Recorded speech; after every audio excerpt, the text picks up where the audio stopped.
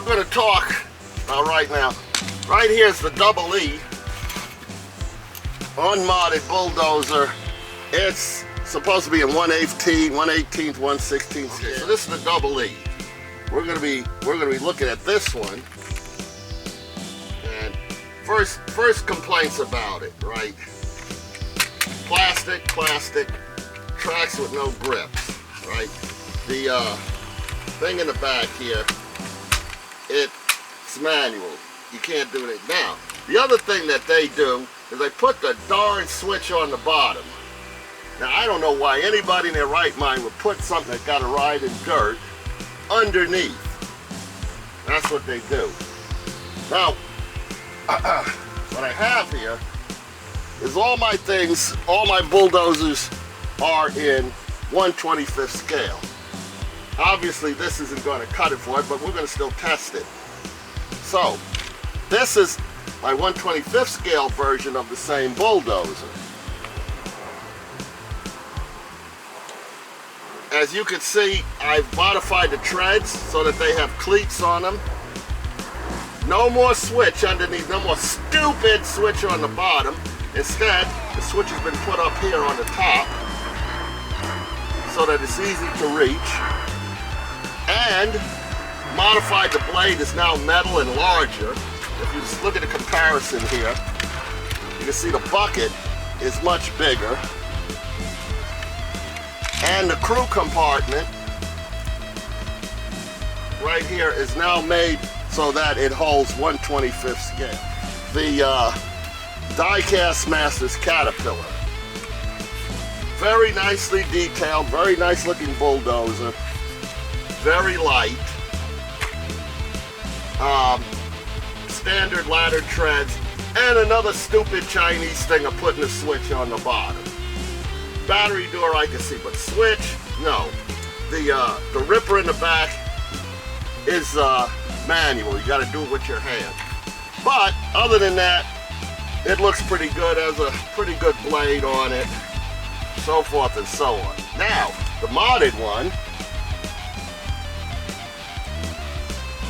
which I have right here. I want you to see the difference. Look at them treads. Big cleats, big teeth. No more battery on the bottom. Instead, what we did, switch on the bottom, I put the switch up here at the top on the side. That way it's not in the dirt like the other ones that get muddy and corroded. It's up here. We charge the battery through a port in the rear so you don't have to open this. And by the way, both this and the Double E have pitiful, tiny little batteries in them. So in this one, you can't see it, but I'm using a great big lithium-ion battery inside the crew cab to run it. So this one will be versus the one out of the box. Out of the box, this one is pretty darn good. It has some metal parts on it. It has great detail. The ripper in the back moves automatically with a remote control.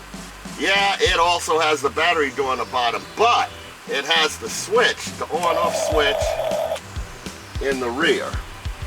Basically, the biggest modification I did to it was this. Now this is my modded Huina. As you can see, it looks almost the same. Big difference, the treads have teeth. The other thing is, it's way heavier. I put more weight in it, so it's almost twice as heavy as the original. And if you notice the blade in the front, this one's blade is connected directly to a linkage here. This one is above, which means that this blade can go lower and dig. This one on flat surface will not dig a hole. This one will. Okay, now let's give these guys a test.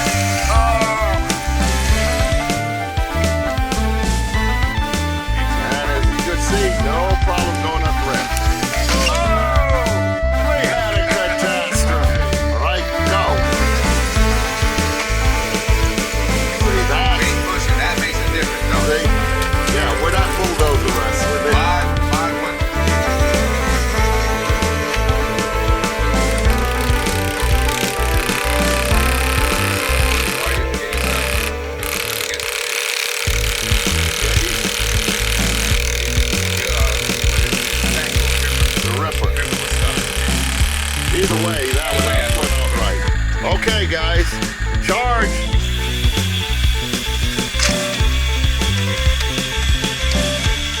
Mod is winning. Right, without lifting the blade or nothing, the mod is pushing it. And you're off the board.